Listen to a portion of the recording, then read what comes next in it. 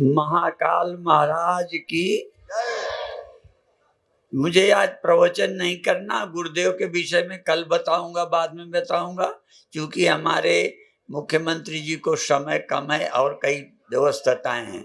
पर एक इच्छा है मेरी, कई जिम्मेदारियां हमने योगी आदित्यनाथ को यूपी की सौंपी हैं और यहाँ की हमने शिवराज सिंह को सौंपी हैं। तो हम चाहते हैं, क्योंकि भगवान शंकराचार्य के प्रतिमा और उनके विचारों को प्रचार करने के लिए किया है, तो उसके लिए 2 शब्द सिर्फ कहना है। शिवोहम का डंका बजाना पड़ेगा और सदा द्वैत भ्रम को हटाना पड़ेगा और बड़ा मैल मन के जो मुद्दत का, उसे ज्ञान गंगा में साफ करना पड़ेगा। ठीक है। और हमारी जैसे राम लक्ष्मण भरत शत्रुघ्न 4 भाई थे, उसमें नीच ऊंच नहीं थे, सिर्फ छोटे बड़े थे। ऐसे ही भारत के हम 4 बच्चे हैं, ब्राह्मण क्षत्रिय वैश्य शूद्र, इनमें कोई नीच ऊंच नहीं है, छोटे बड़े भाई हैं और मिल करके इस देश को उज्जवल बनाना है। उसके लिए प्रचार केंद्र ओंकारेश्वर में शिवराज सिंह के संकल्प से बन रहा है। उसके लिए भारी बहुमत से आगे लाना है।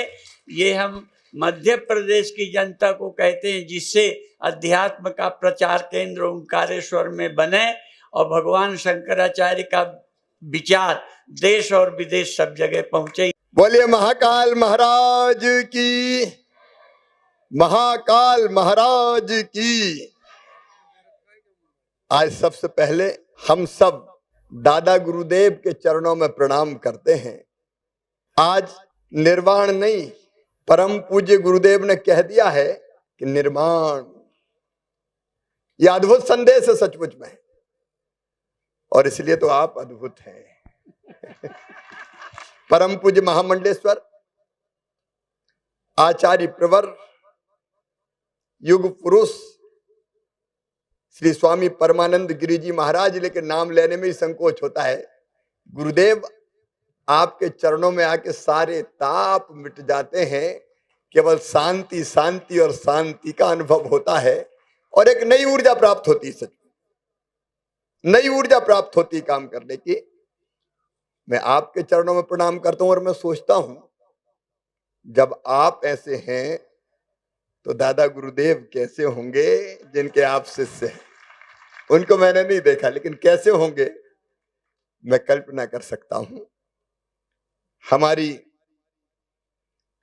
दीदी माँ, जिनके चेहरे पे तेज, वाणी में ओज, सरस्वती जिनकी जिह्वा पर विराजती है, उनके नाम के आगे और विश्लेषण लगाने का मन नहीं करता, केवल दीदी माँ।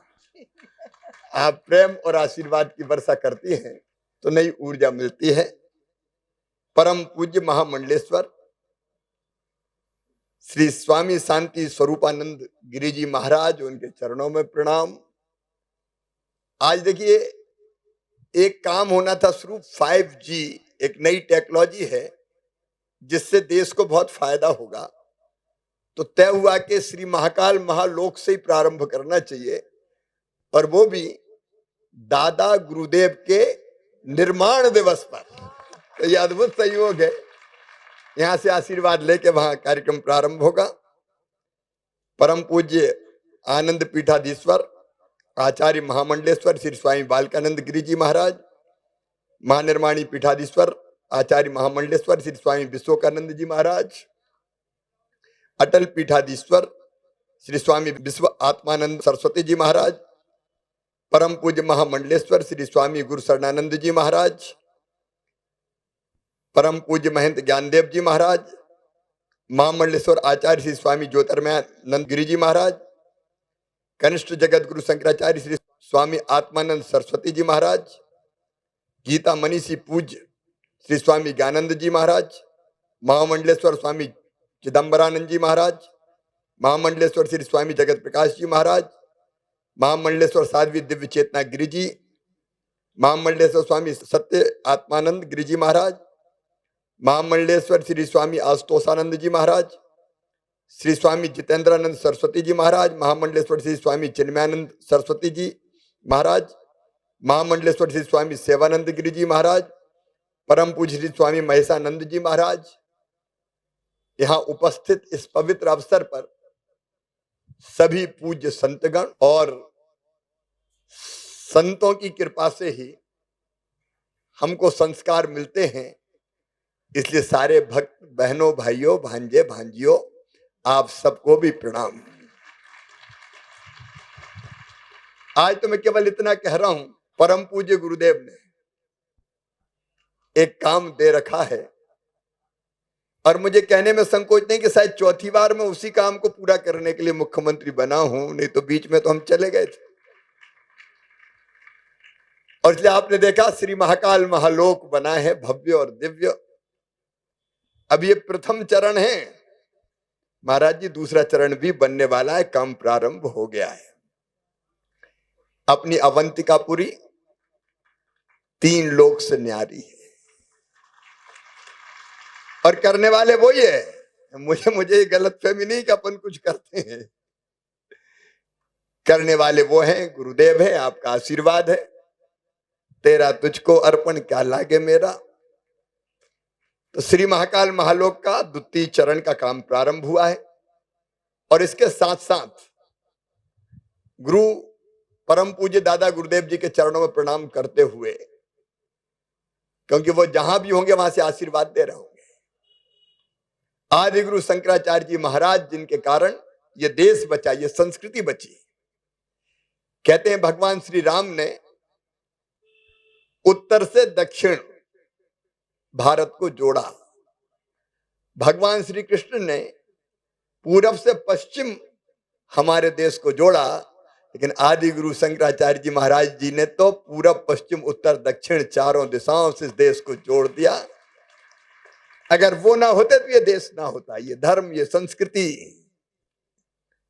मैं विस्तार में नहीं जाऊंगा, लेकिन आपकी कृपा से नर्मदा सेवा यात्रा के समय यह भाव पैदा हुआ कि जहां आदि गुरु को गुरु मिले थे ओमकारेश्वर में, पहले विचार यह है कि उनकी एक भव्य प्रतिमा वहां बननी चाहिए ओमकार पर्वत पर। लेकिन बाद में गुरुदेव ये विचार और बल पकड़ता गया कि वहां अद्वैत वेदांत संस्थान बनना चाहिए।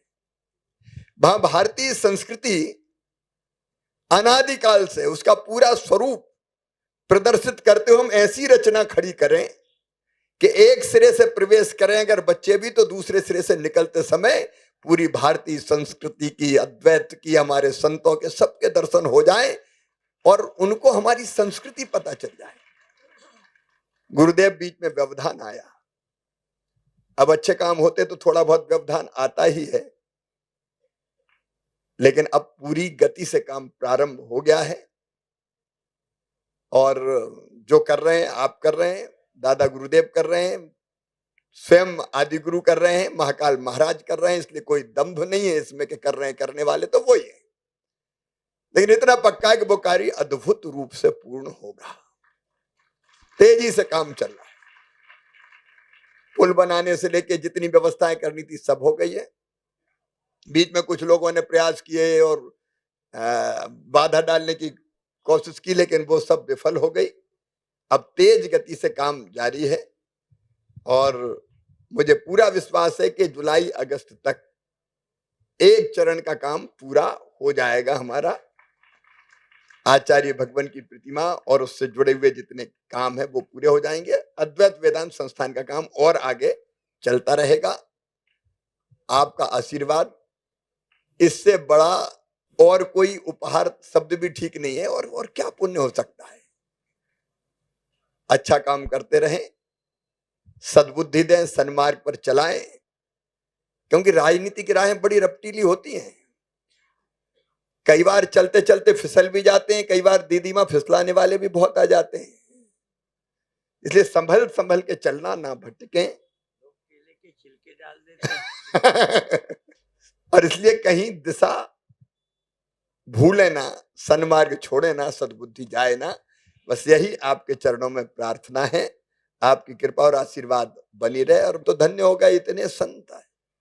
बिन सत्संग विवेक न होई, राम कृपा बिन सुलभ न सोई। राम जी की कृपा है आप पे भी हम पे भी, इसलिए इतने संत बैठे हैं। एक साथ दर्शन हो गए, जीवन धन्य हो गया। एक बार फिर दादा गुरुदेव के चरणों में प्रणाम करते हुए अपनी वाणी को विराम देता हूं। बोलिए महाकाल महाराज की, दादा गुरुदेव की। भगवान शंकर के अवतार थे शंकराचार्य, और भगवान शिव का काम ये शिव नगरी से शिवराज सिंह कर रहेंगे।